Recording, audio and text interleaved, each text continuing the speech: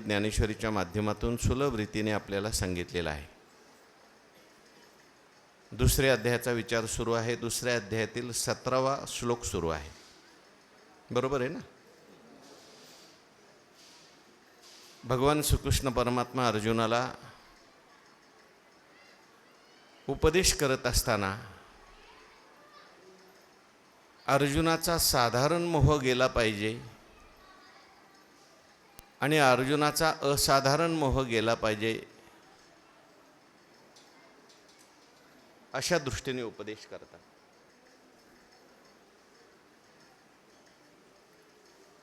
साधारण मोह जाण्याकरता भगवान परमात्म्याने जवळजवळ या 19 श्लोकामध्ये उपदेश केला आहे आणि असाधारण मोह जाण्याकरता पुढचा उपदेश आहे. साधारण मोह कशाला म्हणतात? जो सर्वांनाच मोह आहे त्याला म्हणायचं साधारण मोह. आणि कर्तव्याविषयी झालेला जो मोह आहे त्याला म्हटलेलं आहे असाधारण मोह. अर्जुनाला, तुम्हाला, आम्हाला सर्वांनाच साधारण मोह झालेला आहे. साधारण मोह म्हणजे मी देह आहे असं वाटणं, हा साधारण मोह आहे. आणि मग हा साधारण मोहच मनुष्याच्या जीवनामध्ये सगळे मोह पुढचे निर्माण करत असतो. देवाच्या लक्षात आलं अर्जुनाला युद्ध तर करायला लावायचंच. युद्ध हे त्याचं कर्तव्य आहे. रणांगणावर आलेला अर्जुन, युद्धाकरता आलेला अर्जुन,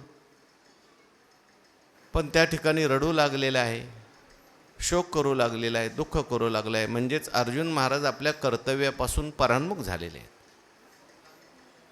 मनुष्याला आपल्या जीवनामध्ये संभ्रम निर्माण होतो, कर्तव्याविषयी मोह निर्माण होतो, काय करावं समजत नाही.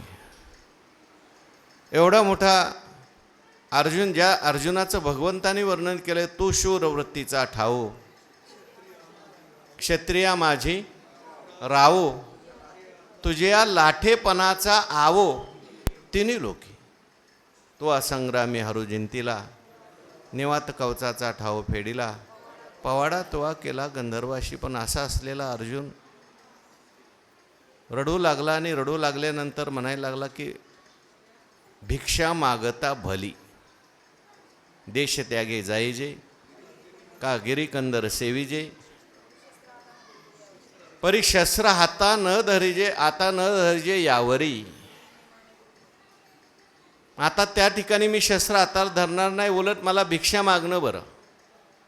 भिक्षा मागता भली म्हणतो कारण अर्जुनाची वीरवृत्ती निघून गेलेली आहे आणि दयावृत्तीने जागा घेतलेली आहे. मोह झाल्यानंतर माणसाच्या जीवनामध्ये मग तो कसा शोक निर्माण करतो, कसा दुःख निर्माण करतो, हे दाखवण्याकरताच भगवान परमात्म्याने लीला केली, मोहलीला.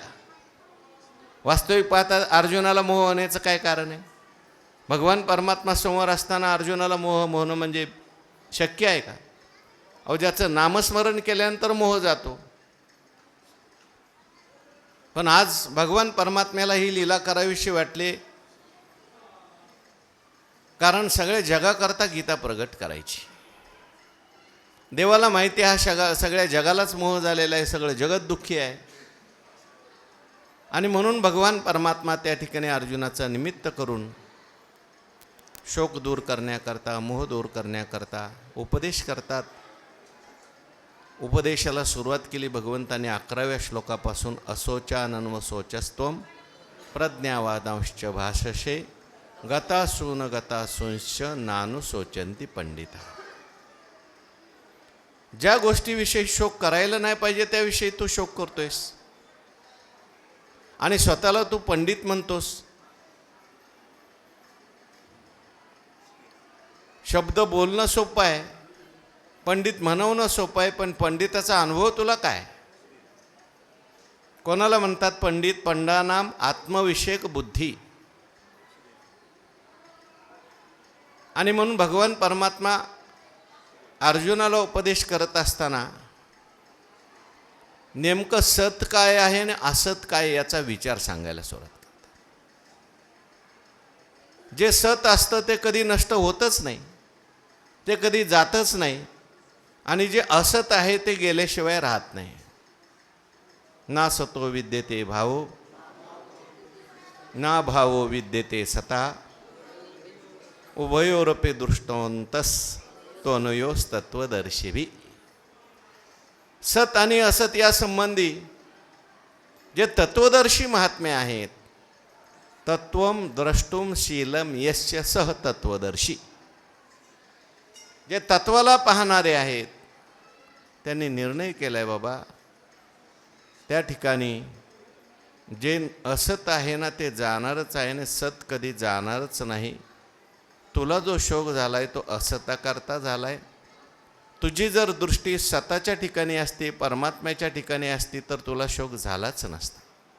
आपुले जे साचे ते कल्पांतेही न वचे, हे जाणोनी गताचे न सोचीजो.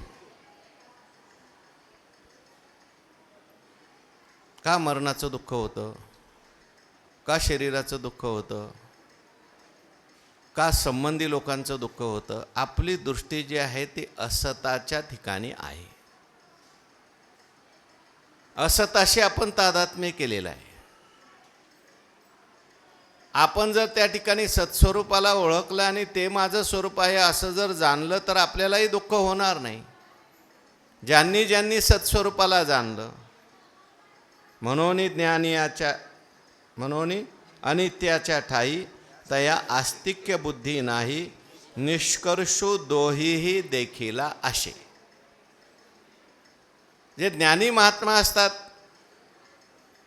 ते कधी शोक करत बसत नाही, कधी दुःख करत बसत नाही. शरीर येतं काय आणि जातं काय. आपण नेहमी उदाहरणं पाहतो. गंधमादन नावाचं वानर त्या कुंभकर्णाच्या हातामध्ये सापडलं, आणि त्या ठिकाणी त्याने दाबल्यानंतर रक्ताच्या चिळकांड्या उडाल्या. अरे बाबा, मी तुला सोडतो, तू सुंदर दिसायला आहेस, त्या ठिकाणी अंगाचा सुगंध येतोय, फक्त तू एक वेळ रावणाचा आहे असं म्हण. पण रामनिष्ठा असल्यामुळे म्हटले, मी रावणाचा आहे असं म्हणणार नाही, मी रामाचाच आहे. अरे पण तू मरशील ना. तो काय म्हणतो, राम मरे तो हम मरे, नहीं तो हमारी बलाय, हम तो अविनाशी के पोंगडे, मरे ना मारे जाय. कोण आम्हाला मारणार आहे? अरे तू मारून मारून कोणाला मारणार आहे? तू शरीराला मारशील. मला तू मारू शकत नाहीस, मी अविनाशी आहे. म्हणून भगवान परमात्मा सांगतात, अर्जुना, तत्वदर्शी लोक अशा असतात, त्यांनी आपल्या जीवनामध्ये हा निर्णय केलेला असतो, आणि त्याच्या ठाई तया आस्तिक्य बुद्धी नाही. तुला त्या ठिकाणी शोक झालेला आहे, तो अनित्याच्या ठिकाणी आस्तिक्य बुद्धी त्या ठिकाणी करतोयस. म्हणून तुला सांगतोय, सत काय आणि असत काय, अविनाशी काय आणि नाशवान काय. मग अर्जुन म्हटला, कदाचित अर्जुनाने असं म्हटलं असेल आपली सगळ्यांची भूमिका घेऊन, ठीक आहे बाबा, ज्ञानी महात्म्यांचं वेगळं काम आहे, ज्यांनी परमात्मा स्वरूपाला जाणलंय त्यांना शोक नाही होत, पण मला अजून परमात्मा स्वरूपाचं ज्ञान नाही, मला शोक होत आहे, त्याची वाट काय. भगवान परमात्मा अर्जुनाला म्हणतात, तुला शोक होतोय त्याचं कारण तू अजून तादात्म्य सोडत नाहीस, अनित्याच्या ठिकाणी तादात्म्य आहे. मग तू काय कर, ते भगवान परमात्मा अर्जुनाला आजच्या श्लोकात सांगतात. वाचा श्लोक सगळ्यांनी. अविनाशी तु तद्विद्धि येन सर्वमिदं ततं, विनाशमव्ययस्यास्य न कश्चित कर्तुमर्हति. अर्जुना, तू सुद्धा आपल्या जीवनामध्ये ते जाणून घे. तद्विधी प्रणिपातेन परिप्रश्नेन सेवया उपदेक्षन्ति ते ज्ञानम ज्ञानिनस्तत्वदर्शिना. ते तू जाणून घे. त्या परमात्मा स्वरूपाला तू यथार्थ रीतीने जाणून घे. जाणल्यानंतर काय होईल आपण मागे पाहून आलो. जाणणं हीच त्याची काय आहे, प्राप्ती आहे. अनेक वेळा चिंतन आपण केलंय. बाकीचे आपल्याहून भिन्न पदार्थ जाणल्यानंतर त्याच्या प्राप्तीला प्रयत्न करावे लागतात, पण परमात्मा स्वरूपाला जाणणं हीच त्याची प्राप्ती आहे. केवळ जाणायचं आहे, बाकी काही करायचं नाही. जाणतलिया वरोते काहीच जाणणे नाही जेथे, जाणनेची तन्मयाते आणि जयाचे. एवं वस्तूशी जाणो जाता, जाणनेची वस्तू, कारण वस्तूच ज्ञानस्वरूप आहे. तेथ जाणणे आणि जाणता कैचा उरे. त्या वस्तूला जाणल्यानंतर जाणणं जाणता काही उरत नाही. तो जो जाणणार आहे तोच स्वरूप होऊन जातो. जानत तुमही होई जाई. तुमही जनावत काय, तू जाणून दिलं तर मनुष्याला तू जाणला जातोस असं म्हटलंय. आणि जाणल्यानंतर तू आणि तो वेगळा राहत नाही. मग त्या परमात्म्याला जाण. तू कसा आहे तो परमात्मा? परमात्म्याला जाणून त्या ठिकाणी मी कसा काय सुखी होईल? माझा शोक कसा काय जाईल? अरे तो परमात्मा तुझं खरं स्वरूप आहे. तू स्वतःला देह समजतोयस. या भीष्माचार्यांना सुद्धा देह समजतोयस. स्वदेहा नाम अर्जुनु, परदेहा नाम स्वजनु, संग्रामा नाम मलिनु पापाचारू.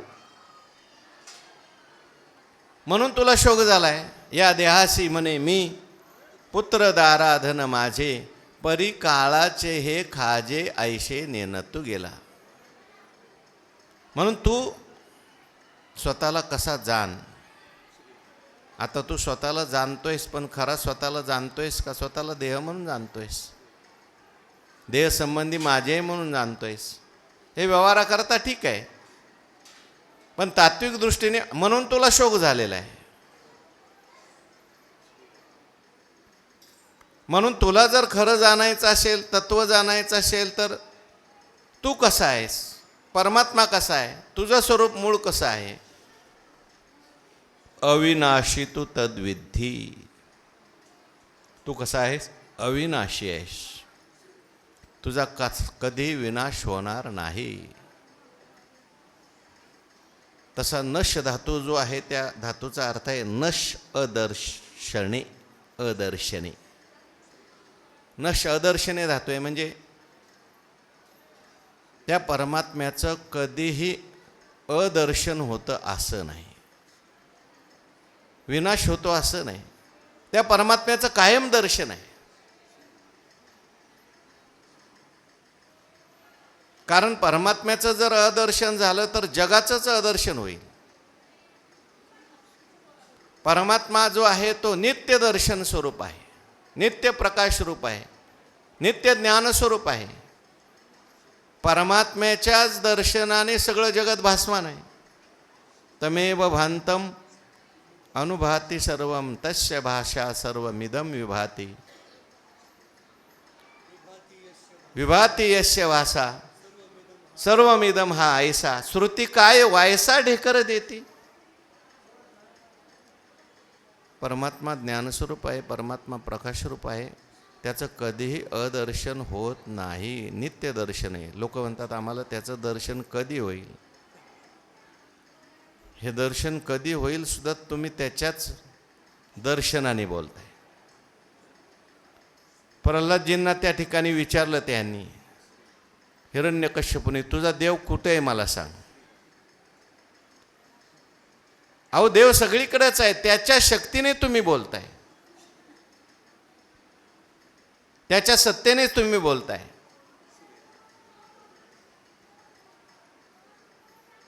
मागे मी दृष्टांत सांगितला होता. ते राम सुखदासजी त्यांच्या परंपरेमध्ये एक मोठे महात्मे होऊन गेले. त्यांचं नाव हनुमान प्रसादजी.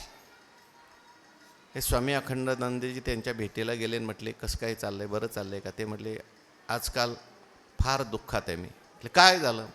हे देवाचं विस्मरण जास्त होतं आहे. म्हटले काय होतंय? भगवान परमात्म्याचं विस्मरण होतंय. आता सगुण भगवंताच्या बाबतीत हे ठीक आहे, पण आता हे महात्म्य होते हे निर्गुण संबंधाने बोलले. म्हटले विस्मरण कोणामुळे होतंय, विस्मरण कोणामुळे होतंय तिकडं लक्ष द्या, मग तुमचं विस्मरच स्मरण होऊन जाईल. कारण भगवान परमात्मा स्वतः सांगतात मत्तस मत्तस सर्वस्य चाहम हृदि सन्निविष्टो मत्तस्मृतिर्ज्ञान मपोहनंच वेदेश्च सर्वे रहमेव वेद्यो मत्तस्मृतिर्ज्ञान मपोहनंच. माझ्यामुळे स्मृती आहे, माझ्यामुळे ज्ञान आहे, माझ्यामुळेच अपोहन म्हणजे अस्मृतीसुद्धा आहे, विस्मरणसुद्धा आहे. म्हणजे परमात्म्याच्या प्रकाशात आहे. अरे स्मरणसुद्धा वृत्ती आहे, अस्मरणसुद्धा वृत्तीच आहे. आणि या दोन्ही वृत्तीचा प्रकाशक परमात्मा जसा आहे तसाच आहे. म्हणून अविनाशी तू तद्विद्धी, परमात्म्याला तू काय जाण अविनाशी. परमात्म्याचा नाश होत नाही कधी. नाशाचे काही प्रकार आपण नेहमी पाहतो. 6 प्रकारचा नाश इथे सांगितला. स्वभावनाश, आश्रयनाश, परतानाश, संबंधी नाश, कारण नाश, कार्यनाश. असा 6 प्रकारचा नाश सगळ्याच इतर पदार्थांना आहे. म्हणजे परमात्मा सोडून सगळ्यांना जो नाश आहे तो सगळ्या प्रकारचा आहे. स्वभावनाश काही काही प्राण्यांना, काही काही वस्तूंना असतो. उदाहरणार्थ कापूर आहे. कापूर जर तुम्ही ठेवला तर काय होतं, थोड्या वेळाने कापूर आणायला गेलं तर कापूर तिथे संपलेला असतो. कापुराच्या वाती नाही उजळल्या तरी आपोआप नाश होतो त्याचा. बाकीचे पदार्थ आहेत, जेवढे अन्न पदार्थ असतील, फळं असतील. अहो देह सांगा ना, देहाचा सुद्धा स्वभावनाश आहे की नाही. देहाधिक आगवे नाशिवंत स्वभावे, असं पुढे येणारच आहे. म्हणून तो सोचावे, म्हणून तो झुंजावे पंडुकुमारा. ज्ञानोबाराय म्हणतात, हे विपाये आगी माझी पडे, तरी ते भस्म होऊन उडे. झाले स्वाना वर पडे, तरी ते विष्टा. या दोन्ही चुके काजा, तरी होय कृमीचा पुंजा. हा परिणाम कपिध्वजा कश्मळुगा. शरीर जो आहे ते नाशवान आहे, स्वभाव नाश आहे त्याला. लहानपणी जसं शरीर दिसतं तसं तरुणपणी दिसत नाही, तरुणपणी दिसतं तसं म्हातारपणी दिसत नाही. हळूहळू हळूहळू त्याच्यामध्ये क्षय होत जातो. स्वभाव नाश आहे. काही गोष्टींना स्वभाव, आणि आत्म्याला स्वभाव नाश आहे का? आत्मा कसा आहे, निरवयव आहे. ज्या सावयव वस्तू असतात त्या स्वभावाने नष्ट होतात. त्यातले अवयव काय होतात, निघून जातात. अवयव जे असतात ते नष्ट होतात. परमात्मा निरवयव असल्यामुळे त्याचा स्वभाव नाश नाही, नित्य आहे परमात्मा. म्हणून स्वभाव नाश नाही. काही वेळेस परता आश्रय नाश असतो. आश्रय नाश म्हणजे भिंत पडली की तिच्यावरील चित्राचा सहजगत्या नाश होतो. किंवा मडक्याची उतरंड असते, त्यातील खालचं मडकं फोडलं की वरची मडकं कोसळतात. म्हणजे आश्रयाचा नाश झाला की त्याचा नाश होता. आता आत्म्याला दुसरा आश्रय कोणता आहे? आत्माच सगळ्यांचा आश्रय आहे, आत्माच सगळ्यांचा अधिष्ठान आहे. अहो देहसुद्धा आश्रय संपला की जातो. देहाचा आश्रय काय? प्रारब्ध. काही चालता चालता जातात, काही बोलता अहो त्यांचं मरण्याचं वय नव्हतं म्हणजे गेले. कसे काय गेले? आश्रय संपला. कर्माचा आश्रय आहे देहाला. मग देह जाणारच आहे. मग त्याच्याविषयी तू शोक करू नकोस. तुझं जे स्वरूप आहे आत्मा, त्याला आश्रय नाश सुद्धा नाही, कारण हा सगळ्याचा आश्रय आहे.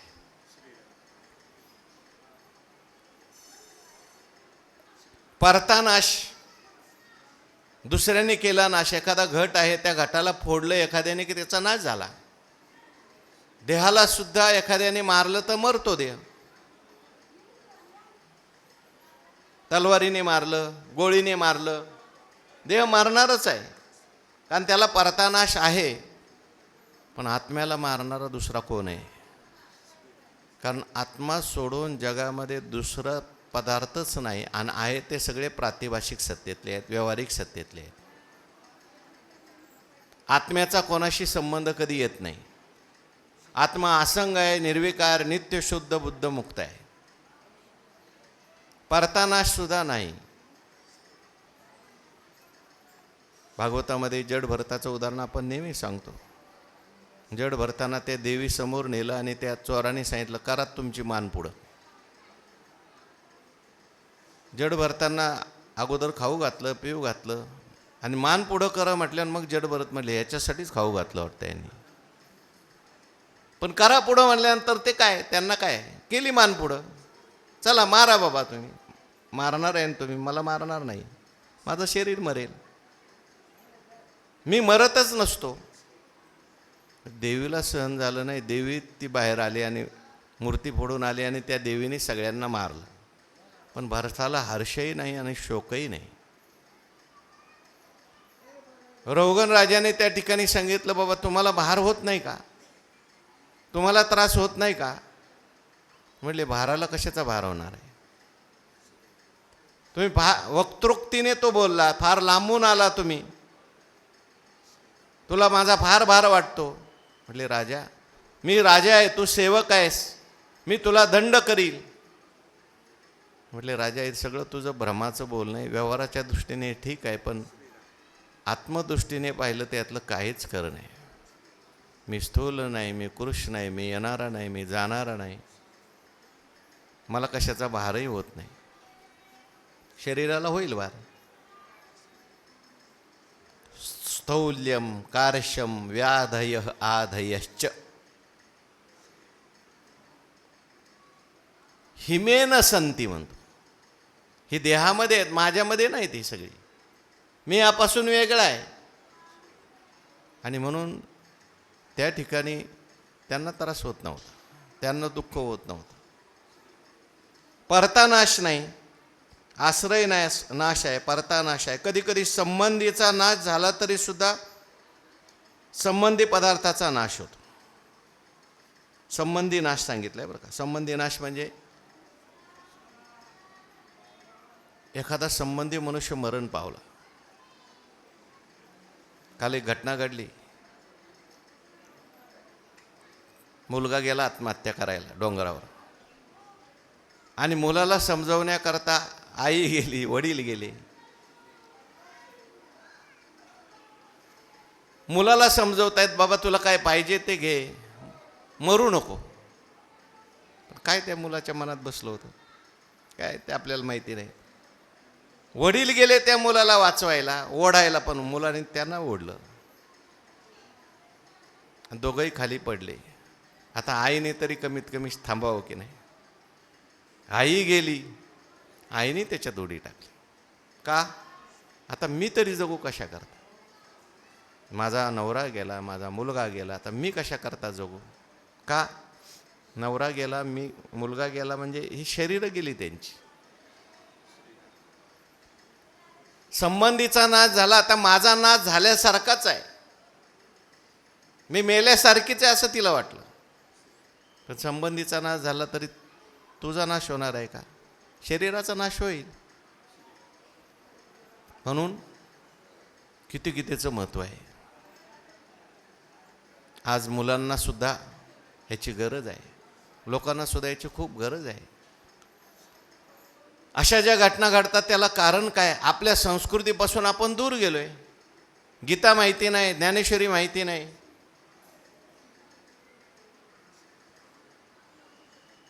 ज्ञानेश्वरी जर वाचली, गीता जर वाचली तर लक्षात येतं काय. आता संबंधी जे आहेत, समजा धनाचा नाश झाला, मागे नोटबंदी झाली आणि बरेच लोकांनी आत्महत्या केल्या. म्हणजे का, आमच्या नोटा गेल्या म्हणजे आम्ही मेल्यासारखेच आहे म्हणजे. आता नोटा म्हणजे तू आहेस का. ते बरं झालं चारवाकांनी कमीत कमी ते देह संबंधावरचं देहावर तरी आणलं. म्हणजे चारवाकाचे सुद्धा आपल्यावर काय आहेत. कारण तुम्ही धनाला आत्मा म्हणता, तुम्ही शेतीला आत्मा म्हणता. शेती गेली आणि केली आत्महत्या, बायको मेली केली आत्महत्या. अरे शेती म्हणजे तू आहेस का, मुलगा म्हणजे तू आहेस का, बरं हे कायम राहणार आहेत का. ठीक आहे, कोणी करू नये, दुःख होणारच आहे, पण आपण कोण आहे ते जाणलं पाहिजे ना. अर्जुना, तू रडतोयस, तुला जे दुःख झालंय, भीष्माचार्य जातील, द्रोणाचार्य जातील, कौरव मरतील, हे काय अमर पट्टा घेऊन आले का? तरी काय हे होती चिरंतन,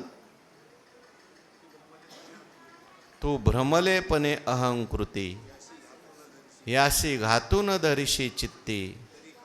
तरी हे काय होती चिरंतन, हे काय चिरंतन आहेत का बाबा? तू मारल्यानंतरच हे मरणार आहे असंही काही नाही. सगळं विश्वरूप दाखवलं भगवंताने, पुढं दाखवावं लागलं, नाही तर अर्जुनाचा शोक जातच नव्हता. आश्रय नाश, परता नाश, संबंधीचा नाश, आणखीन कार्यनाश आणि कारण नाश. आत्मा जो आहे तो कार्य कारणातीत आहे. म्हणून तुला कोणत्याही प्रकारे शोक करायला कारण नाही. अविनाशू तू तद्विधी. अर्जुना, ते अविनाशी तत्व आहे ते तू जाणून घे. का ते अविनाशी आहे म्हटले, येन सर्वमिदं ततम. अविनाशीचा हा हेतू आहे, ते सर्व ठिकाणी काय आहे, व्याप्त आहे. देश परिच्छेद नाही, काल परिच्छेद नाही, वस्तू परिच्छेद नाही. म्हणजे देशाने अंत नाही, कालाने अंत नाही आणि वस्तूने अंत नाही. तिन्ही काळामध्ये राहणार आहे ते. तुला कधी शोक करायचं कारण आहे. सर्व देशात आहे, सर्व काळात आहे, सर्व वस्तूत ते तत्व आहे. गुरुवारी सांगत असतात, सर्व देशात, सर्व काळात, सर्व वस्तूत नाही, सर्व देश, सर्व काळ आणि सर्व वस्तू त्याच्यात कल्पित आहेत. ते सगळ्याचं अधिष्ठान आहे. जी परिच्छिन्न वस्तू असतो तिला नाश असतो. देशाने परिच्छिन्न वस्तू असते, नाश आहे. कालाने परिच्छिन्न वस्तू असते, नाश आहे. भगवान सांगणारच आहे पुढे, अंतवंत इमे देहा. हे सगळे बाकीचे पदार्थ आहेत, त्या सगळ्यांना नाश आहे, परंतु आत्म्याला नाश नाही, परमात्म्याला नाश आहे नाही. तुझं खरं स्वरूप आहे आत्मा किंवा परमात्मा.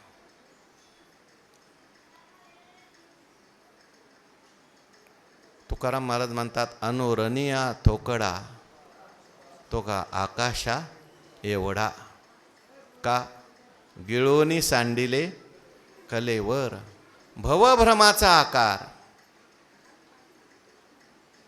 मरण माझे मरून गेले, मज केले अमर, नासोनिया गेली खंती. किंवा ठाव पुसले बुड पुसले. आता मला मरण राहिलं नाही, मी अमर झालो. अमर झालो म्हणजे काय? औषध घेतलं का काय अमृत मिळालं का? अहो, मीच अमर झालो नाही. महाराज म्हणतात तुम्ही सगळे अमरच आहात. अमर आहा, अमर आहा, खरे की पहा खोटे. फक्त काय करा, न मना देह माझा ऐसा, मग भरवसा कळेल. महाराजांना माहिती आहे हे आपल्यावर विश्वास ठेवणार नाही. माणसाला सुतक म्हटलं की सुतक वाटतं, पण तो अमर आहे म्हटल्यानंतर अमर वाटत नाही. अहो, सगळं म्हणताय, पण कसा असेल? देहाला दुःख होतंय त्याची वाट काय? दात दुखतोय त्याची वाट काय? ताप येतोय त्याची वाट काय? ताप येणारच आहे, दुःख होणारच आहे. कारण शरीर आहे, शरीराला सगळं होणार आहे. म्हणून अविनाशी तू तद्विधी, येन सर्वमिदं ततम. तू आहेस अविनाशी आहेस, तू व्यापक आहेस. तुकाराम महाराज म्हणतात, घेई आपोषण ब्रह्मांडाचे, संकोचोनी कार्य झालासी लहान. घेई आपोषण ब्रह्मांडाचे. तू लहान का झाला बाबा? दुःख झालं तुला त्याच्यामुळे. येन सर्वमिदं ततम. आणि विनाशम अव्ययस्य अस्य न कश्चित कर्तुम अर्हते. ठीक आहे, मी मरणार नाही, पण दुसऱ्या कोणी मारलं तर? अर्जुनाला जो शोक झालेला आहे मरणाचा आहे आणि मारण्याचा आहे. हे सगळे मरतील, मी यांना मारील किंवा हे मला मारतील. आत्मा मरतही नाही आणि याला कोणी मारू शकत नाही. विनाशम अव्यस्य अस्य न कश्चित कर्तुम. कोणी याचा विनाश करण्याचा प्रयत्न केला तरी सुद्धा याचा विनाश होऊ शकत नाही. परता नाश नाही, आश्रय नाश नाही, संबंधी नाश नाही. कारण हा कसा आहे, अव्यय आहे म्हटले. अव्यय, अव्यय म्हणजे ज्याच्यात कधी व्यय होत नाही, हा कधी क्षीण होत नाही. हा निरवयव आहे. मगाशीच आपण विचार केला. एषः नित्य महिमा ब्राह्मणस्य न वर्धते नो कनियान. तो कधी वाढतही नाही, कधी कमी होत नाही. वृद्धिक्षय हे विकार असती, जायते वर्धते विपरिणमते अपक्षीयते नश्यते. हे विकार कोणाला आहेत? शरीराला, इतरांना आहेत. आत्म्यामध्ये कुठलाच विकार नाही. जायते विकार नाही. मग असती, पहिला असती काय पहिला जायते? जायते मग असती. कोणताच विकार त्याच्यात नाही. जायते नाही, न जायते म्हणून न म्रियते. म्हणून हा कशाने वाढतही नाही, कशाने कमी होत नाही. पुण्यकर्म केलं म्हणून याच्यात वाढही होत नाही आणि पापकर्म केलं म्हणून याच्यात क्षय होत नाही. हा, हे सगळं कोणाला आहे? जीवात्म्याला आहे बरं का, आत्म्याला नाही. म्हणून मवेना चर्चे वाढे ना खाचे फिटे ना वेचे अव्ययपणे. तो अव्यय असल्यामुळे विनाशम अव्ययशाश न कश्चित कर्तुम अर्हति. कोणी त्याचा नाश करण्यास समर्थ नाही. म्हणून जे महात्मे असतात, महापुरुष असतात, ते ह्या बोधामध्ये राहतात. आणि म्हणून त्यांना शरीर पडण्याचं दुःख नाही, शरीराला कोणी मारण्याचं दुःख नाही. ते कोण होऊन गेले हो? मला वाटतं पतंजली ऋषीचंच सांगतात.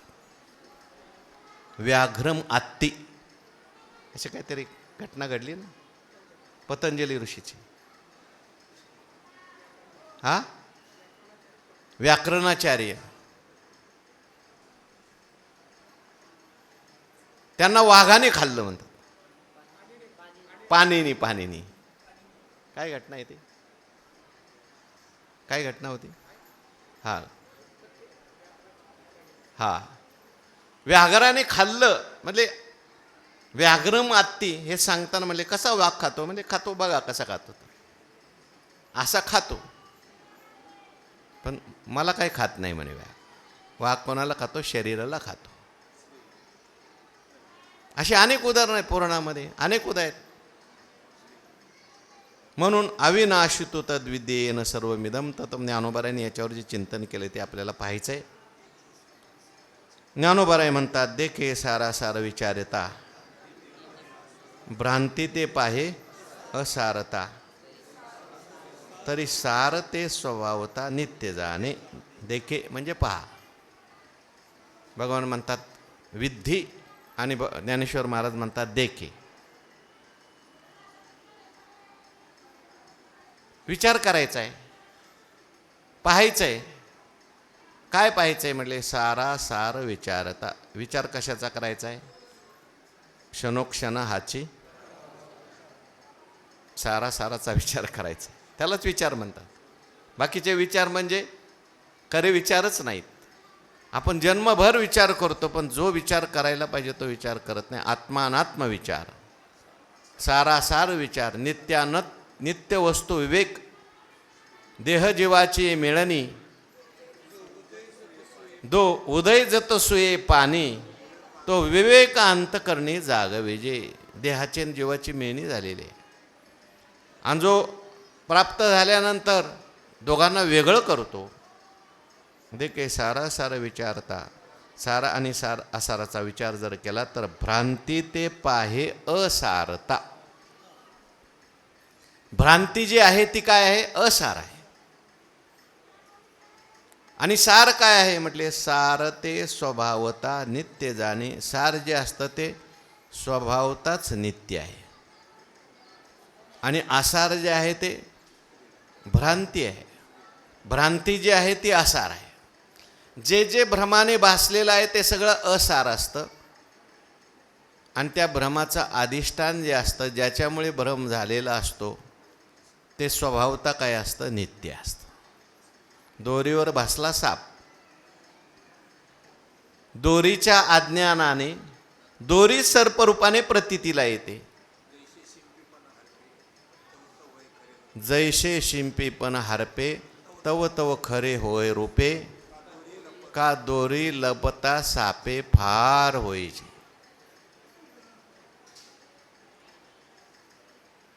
आता साराचा विचार करायचा आहे. म्हणजे आपण ज्यावेळेस दोरी जाऊन पाहिली, दोरी खरी का साप खरा? दोन्ही खरं नाही म्हणा, पण दृष्टांतात दोरी खरी आहे. आणि दोरीवर दिसलेला जो साप होता तो काय होता? भ्रांती होता, भ्रमाने भासला होता. भ्रम म्हणजे काय? जे ज्याच्या ठिकाणी नाही ते त्याच्या ठिकाणी दिसणं, याला काय म्हणायचं? भ्रम. म्हणून भ्रांती ते पाहे असारता. साप जो आहे तो काय? आसार आहे. आणि दोरी दृष्टांतामध्ये काय? खरी आहे, ती सार आहे. तसं जगत जे आहे ते भ्रमाने भासलेलं आहे, म्हणून ते आसार आहे. परमात्मा स्वरूपाच्या अज्ञानाने परमात्माच जगताच्या रूपाने भासतो. आणि एकदा का परमात्मा स्वरूपाचं ज्ञान झालं की मग रज्जू सर्पाकार, परत काल विषय झाला हा सगळा. काय पुन्हा पुन्हा तोच विषय येतो. तुम्ही म्हणाल मग पुन्हा परत का सांगितलं? हेच खरा विचार करायचा, दुसरा काय विचार करायचा? पुन्हा पुन्हा चिंतन करत करत तत्चिंतनम तत्कथनम. भ्रांती ते पाहे असारता. जे भ्रांत आहे, जेवढे काही प्रातिभाषिक वस्तू आहेत, भासलेलं असतं ते सगळं आसार असतं. एर मध्ये जे प्रतिभाषे ते निद्रिता स्वप्न जैसे, तैसा आकारो हा माया वशे सत्स्वरूपी. भ्रांती ते पाहे असारता. भ्रांती निर्माण होते. आणि जी जी काही भ्रांती असते ती सगळी काय असते? असार असते. सगळा संसारच कसा आहे म्हटले? नांतोर न च आदिर न च संप्रतिष्ठा. कारण ते अज्ञानाचं कार्य. मूळ अज्ञान चितव लटिके, मा तयाचे कार्य हे केतुके, मनोनी संसार रुक सत्यके वावोची पा. हे सगळं अज्ञानाचं कार्य असल्यामुळं सगळं मूळ अज्ञान चितव लटके ज्ञानोबराय म्हणतात. मग हे अज्ञानाचं कार्य सगळं काय खरं असणार आहे का? दोरीवर भासलेला साप असेल, त्या ठिकाणी शुक्तीवर भासलेलं रजत असेल, हा भ्रम होतो. आणि ज्याच्या जीवनामध्ये भ्रम गेला, जेने भ्रांतीपासून हिरतले, गुरुवाक्ये मन धुतले, आत्मस्वरूपी घातले रोनिया. म्हणून तू त्या ठिकाणी सार. आणि ह्या तुला जो शोक होतोय तो भीष्माचार्यांच्या शरीराविषयी, तुझ्या शरीराविषयी, या कौरवांच्या शरीराविषयी. पण हे सगळी काय आहे? भ्रांती आहे. आत्मस्वरूपाच्या ठिकाणी झालेली शरीराची काय भ्रांती आहे? जगताचीच भ्रांती आहे सगळं. आणि म्हणून भ्रांती ते पाहे असारता. ते असारच आहे. तरी सार ते स्वभावता नित्य जाणे. सार काय आहे? फलकट तो संसार, येथे सार भगवंत. आणि सार ते स्वभावता नित्य जाणे. म्हणजे ते स्वभावता नित्य आहे. नित्यता हा त्याच्या ठिकाणी गुण नाही, स्वरूप आहे. त्या ठिकाणी परमात्मा जो आहे तो स्वभावाने नित्य आहेत. संसार जो आहे तो नित्य भासतो, तो नित्य वाटतो. कशामुळे नित्य वाटतो? ज्ञानोबारांनी उदाहरण दिलं, हा संसार नित्य का वाटतो. त्या ठिकाणी एवढ्या लवकर लवकर फिरतो की आपल्याला असं वाटतं आता कालचंच पाणी येत आहे असं वाटतं. इंद्रायणीला गेलं, चंद्रभागेला गेलं, का म्हटलं कुठं आंघोळ करून आलो, काल जिथं केलं तिथंच केलं होतं, पण ते पाणी राहिलं का. ज्ञानोबारांनी उदाहरण देत आहे, भिंगोरीचं उदाहरण दिलं आहे, हातात कोलीत घेतलं त्याचं उदाहरण दिलं आहे. म्हणजे मला आठवतंय पण ते उदाहरणं नाही आठवतं. भिंगोरी भूमी पडली गमे भूमीशी.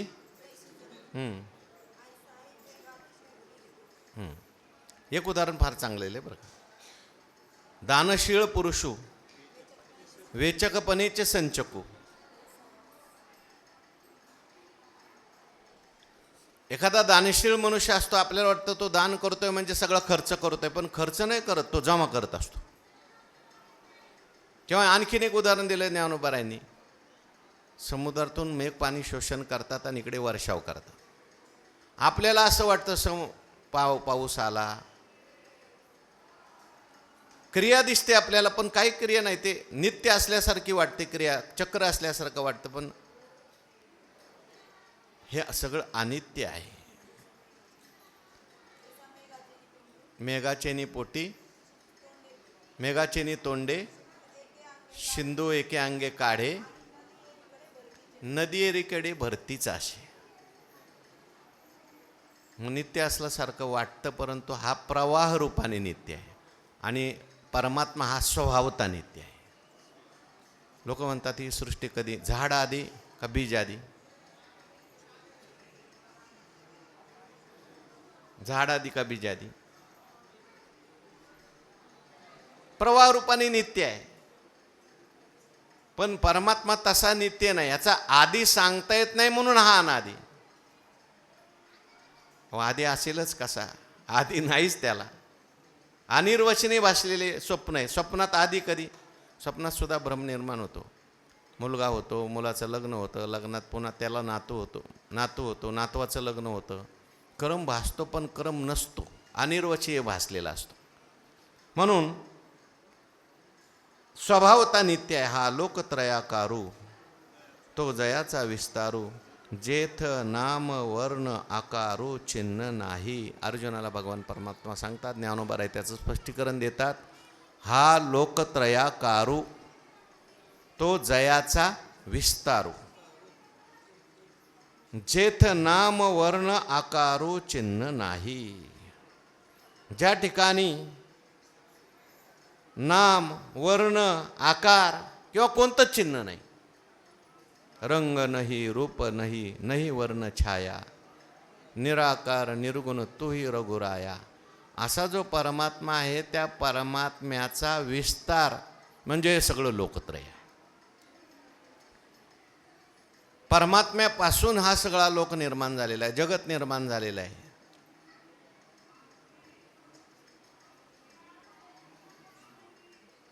परमात्म्याचं हे तटस्थ लक्षण आहे. काय परमात्मा सांगायचा म्हटलं तर तो निरुपाधिक आहे, मग सांगणार कसा. त्याला तर नाव नाही, रूप नाही, काही नाही, मग उपाधी घेऊन सांगावं लागतं. आपण पाहिलंय, अवघेची त्रैलोक्य आनंदाचे आता चरणी जगन्नाथा चित्त ठेले. पण तो परमात्मा आहे कसा, त्याचं लक्षण काय. आम्हाला तर त्या परमात्म्याचा अनुभव येत नाही. तुम्ही नुसतं म्हणता आम्हाला तर ते परमात्म्याचा अनुभव आला आणि सगळं जग आनंदरूप झालं. नाथ महाराजांना त्या ठिकाणी आनंदरूप झालं. नाथ महाराज म्हणतात त्याचं पहिल्यांदा मी तुम्हाला तटस्थ लक्षण सांगतो. काय सांगितलं तटस्थ लक्षण. माई जगन्नाथ, बाप जगन्नाथ, अनाथाचा नाथ जनार्दन. हे जगत दिसतंय ना, हा त्रय काय लोकत्रयाकारो तो जयाचा विस्तार. परमात्म्याचाच विस्तार आहे सगळा. मग परमात्म्याचा विस्तार आहे, मग हा परमात्म्यात काय परिणाम झाला का, विकार निर्माण झाला का. सांगण्याकरता थोडा परिणामवाद पडतो म्हणून सांगावा लागतो. ज्ञानोबारायांनी सांगितलं परिणामवादाची एक ओवी आहे. दूधची मुराले स्वभावे, माझे या विस्तारलेपणाचे नावे, हे जगचिनो हे आगवे, जैसे दूध मुराले स्वभावे तरी, का बीजची झाले तरू, अथवा भांगाराचे अलंकारू. कनिष्ठ अधिकाऱ्याला म्हणजे ज्यांना जगत हे पंचभौतिक आहे असे वाटतं त्यांना माया व छिन्न शबल ब्रह्मच जगदोपाने परिणाम पावते असं सांगितलं. पण जगतात असलेला जो काही हा परिणाम दिसतो तो मायेचा परिणाम आहे. परमात्मा हा त्याचं कारण आहे. माय जगन्नाथ बाप जगन्नाथ असं म्हटलंय. या जगाची माय सुद्धा परमात्माचा आहे आणि बाप सुद्धा परमात्माचा आहे. या लागे मी पिता, मत ब्रह्म हे माता, जगडंब. जग हे मूल आहे आणि याचा आईबाप कोण आहे? म्हणजे जो देवच मानत नाही त्याला सांगितलं अरे देव नको, देव मानत नाहीस ना, देव आहे ना बाबा, कुठे दाखवा ना, आम्हाला दिसत नाही. अरे जग दिसतंय ना तुला. जग कोणी निर्माण केलं? कोण याचा आईबाप आहे? आणि आईबापाशिवाय तर कार्य निर्माण, मुलगा निर्माण होत नाही. पण मग आईबाप म्हणजे काय? या जगाचा आईबाप म्हणजे निमित्त कारण आहे का उपादान कारण आहे? कोणता आहे? निमित्त आहे का उपादान आहे? हा भिन्न निमित्त उपादान कारण. माया अंगाने उपादान आहे आणि चैतन्य अंगाने निमित्त कारण आहे. परमात्माच्या जगाचं कारण आहे. परमात्माच जगाच्या रूपाने नटलेला आहे असं कोणत्याही धर्मात नाही बरं का. जगात देव मानतात लोक, धर्म मानतात, पण देवाला जगाहून भिन्न मानणारे जवळजवळ धर्म आहेत. इतर धर्मांचा देव आहे तो आहे, पण तो कसा आहे म्हटले ऊपर बैठा है, ऊपर वाला जानता है. ऊपर वाला जानता है. God is in heaven. तो कुठं बसलाय म्हणले? 7 आसमान के ऊपर बैठा है. मग त्याला भेटायला जायचं असेल तर हो, पण ते जाळत नाहीत, पुरून ठेवतात. नेणार आहेत म्हणजे ते येणार आहेत आम्हाला न्यायला. त्याला भेटायचं असेल तर का माणसं एवढी द्वेषी आहेत? का माणसं एवढी क्रूर आहेत? कारण त्यांचा जगात देवच नाही. मग जगाला मारलं तरी त्यांना काही फरक पडत नाही, उलट त्यांचा देव खुश होतो. वा. आणि आपल्याकडे काय एवढी सहिष्णू लोक आहेत, आपल्याकडे काय एवढी लोक करुणामय आहेत. ते म्हणतात अरे आमच्या जगात देव आहे. विठ्ठल विस्तारला जनी, सप्तई पाताळे भरुनी, विठ्ठल व्यापक त्रिभुवनी, विठ्ठल मुनी मानस. आमचा विठ्ठल कांदा मुळा भाजी, अवघी विठाबाई माझी. म्हणून कोण्याही जीवाचा न घोडो मत्सर अशी संस्कृती आपलीच आहे. फक्त आपलेच तत्वज्ञान फक्त सांगू शकतं की माझ्या कामात सुद्धा मला देव बघता येतो. मला सगळ्या जगात बाकीचे सगळं तत्वज्ञान जे आहे ते निराशावादी तत्वज्ञान आहे. जगाला सोडा, जग दुःखरूप आहे आणि जा तिकडं भेटायला देवाला. हो, आपल्यात सुद्धा काही लोक आहेत त्यांचा देव इथं नाहीच आहे. कोणाचा देव वैकुंठात, कोणाचा देव कैलासात. आनंद घ्यायचा असेल, जीवनमुक्तीचा आनंद कोणाकडे आहे? फक्त आपल्यातच आहे. हा त्रैलोक लोकत्रयाकारो, तो जयाचा विस्तारू, माय जगन्नाथ. हे सांगायचं असलं हे सांगावं लागणार आहे सगळं. अभंग आहे ना परीक्षेला. हा, माय जगन्नाथ, बाप जगन्नाथ. भगवान परमात्मा जगाची माय, भगवान परमात्माच जगाचा बाप आहे. भगवान परमात्माच या रूपाने नटलेला आहे. अभिन्न निमित्तोपादान कारण हे सुद्धा मध्यमाधिकाऱ्याला उपदेश आहे. खरं तर भगवान परमात्मा कार्यही नाही, हे कार्य ना कारण, हेतू ना उपादान, ना अंगे करी संवाहन कार्यसिद्धीचे. तो असंग निर्विकार नित्य शुद्ध बुद्ध मुक्त आहे. हे पुढं सांगितलं एका जनार्दनी एकपणे उभा, चैतन्याची शोभा शोभत अशी. पण सांगत असताना अगोदर उपाधी घेऊन सांगावं लागतं, तटस्थ लक्षण सांगावं लागतं.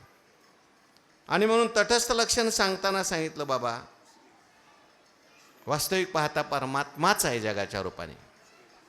हा लोकत्रयाकारू तो जयाचा विस्तारू, जेथ नाम वर्ण आकारू हा चिन्ह नाही. ही सगळी चिन्ह नाहीत, हे अज्ञानाच्या दृष्टीने आहेत. इथे मामांनी असं लिहिलंय, ज्ञानेश्वर महाराज हे पूर्णाद्वैती आत्मसत्तावादी होते. ते परमात्म्याहून जगत वेगळं झालं, सत्य अथवा मिथ्या हे मानित नाहीत. वाचून दाखवतो मधम, नाहीत लोक म्हणतील तुमच्या मनाचंच सांगता काय बाबा. जगत स्फूर्तीनेही परमात्माच स्फुरत आहे, असं त्यांचं मत आहे. हा लोकत्रयाकार म्हणजे हा आत्म्याचाच विकास आहे, असं ते प्रस्तुत होई सांगतात. झालेनी जगे मी झाके, तरी जगत्वे कोण फाके, किळेवरी मानिके लोपिजे काय. जगाच्या रूपाने कोण आहे? परमात्माच आहे बरं का. हे पण व्यतिरेकपूर्वक अन्वय आहे बरं का. ज्ञानोबाराय व्यतिरेकाला मानत नाही असं नाही, पण एकदा व्यतिरेक केल्यानंतर अन्वयात गेला, आता अन्वयात गेल्यावर परत व्यतिरेकात तो येत नाही. एकदा अलंकार हा खोटा आहे कळालं आणि मग सोनच सगळं आहे, मग अलंकाराच्या रूपाने सुद्धा सोनच आहे. परमात्माच सर्व आहे. जगाला बाजूला सरायचं आणि परमात्मा पाहायचा आहे असं नाही. झालेनी जगे मी झाके, तरी जगत्वे कोण फाके. तीच ओळी सांगितली का परत मी? बर. म्हणून विश्व जावे मग माते घ्यावे, तैसा नवे आगवे सकटचे, चंद्रबिंब सोलावे नलगे काही. या ओव्या मग या पूर्णाद्वैताच्या येतात. परमात्माच जगाच्या रूपाने. ज्ञानोबारायांनी अमृतानुभवामध्ये आपलं 65 असं म्हटलंय, तेवी किंवा अमृतानुभव आहे मला वाटतंय, तेवी शिवोनी परस्परी पृथ्वीवरी, भासती पदार्थाचे यापरी, प्रकाशे ते एकसरी संविती. हे चांगले 65. हे स्फूर्ती कडोनी नाही स्फूर्ती मात्र वाचोनी, किंवा प्रकाश तो प्रकाशकी, यासी न वंचे घेई चुकी, मनोनी जग असं की वस्तुप्रभा. जग म्हणजे काय? वस्तूची प्रभा आहे. सूर्य आणि सूर्याचा प्रकाश हे काय वेगळं आहे का? म्हणून हा लोकत्रयाकारू तो जयाचा विस्तारू, जेथ नाम वर्ण आकारू चिन्ह नाही. ज्या ठिकाणी नाव रूप आणि आकार ही चिन्ह नाहीत, नामरूप संबंधू जातिक्रिया भेदू, हा आकाराशीचे वस्तूशी नाही. परमात्मा जो आहे तो, कारण नाव आकार वगैरे हे जे चिन्ह आहेत ती परिच्छिन्न करणारे. परमात्म्याच्या ठिकाणी परिच्छिन्न करणारं कोणतंही चिन्ह नाही आहे. नाम रूप वगैरे सगळं कल्पित आहे. वाचारंभनम विकारो नामधेयम मृत्तिका इत्येव सत्यम, हे सगळं वाचारंभन आहे. जे आकाराची पहिलं तीर, जे नाद आकाराचे पहिलं तीर, जे नादाची पहिलं मेर, तुरेचे माझघर परब्रह्म जे, जेथे नाही नाम किंवा जेथे नाही काही नामरूप गुण, बोलती निर्गुण तया लागी. चिन्ह म्हणजे लक्षण कोणतं नाही. परमात्मा लक्षणातीत आहे बरं का. लक्षातीत, उलट स्वरूप लक्षण तटस्थ लक्षण हे सुद्धा लक्षण त्याच्या ठिकाणी नाही.